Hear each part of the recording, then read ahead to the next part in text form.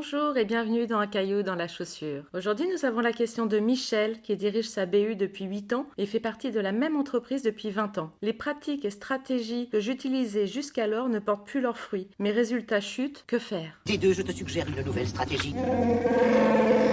Bonjour Michel. Alors c'est intéressant d'entendre que vous êtes dans la même entreprise depuis 20 ans et sur votre poste depuis 8 ans. Tout cela nous donne en vous une forme de continuité, de loyauté et de tranquillité d'un long fleuve tranquille. Or, la vie n'est pas un long fleuve tranquille, ne l'a jamais été et il nous manque aujourd'hui peut-être un peu d'ouverture, de dynamique, de benchmark, de curiosité et peut-être un peu trop du biais cognitif qui nous amène à reproduire et rester en statu quo. Autant de questions, je pense, Michel, qui peuvent vous aider à trouver la réponse à votre question. Donc, comment faire pour ne pas reproduire, Michel? Première question, est-ce que vous avez suffisamment interrogé le plaisir que vous prenez à reproduire, tout simplement? C'est un biais cognitif qui nous amène à être économes dans nos choix, dans nos actes, et nous choisissons naturellement la facilité. La deuxième raison, en plus de ce biais cognitif, c'est notre confiance en nous. Plus nous sommes en doute, plus nous préférons reproduire. La reproduction est fabuleuse parce qu'elle est confortable. Elle ne nous amène pas à nous mettre en danger. Donc lorsque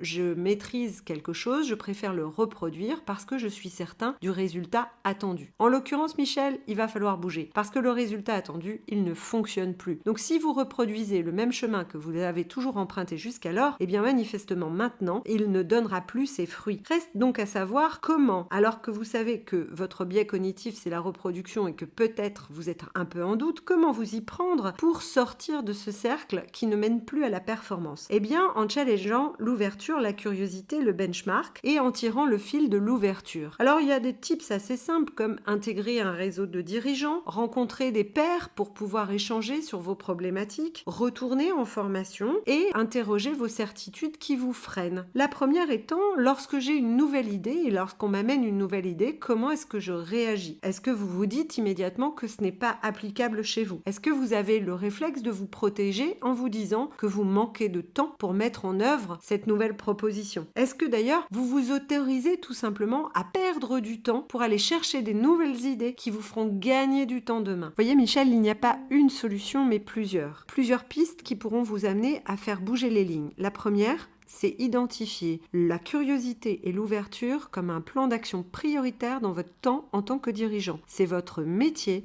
que de vous ouvrir, de vous inspirer, que d'aller chercher à l'extérieur les pratiques de demain. C'est la dimension stratégique de votre rôle, c'est la dimension lead en fait, qui est indispensable à votre position. Et la deuxième, c'est vous interroger sur vos freins, vos biais cognitifs immédiats, vos limites, vos croyances limitantes. Voilà, 2 exercices praticables évidemment aux côtés d'Unique. Nous sommes là pour ça, n'importe quel coach aussi saura vous aider à challenger ces idées. À bientôt. Merci Michel, à bientôt.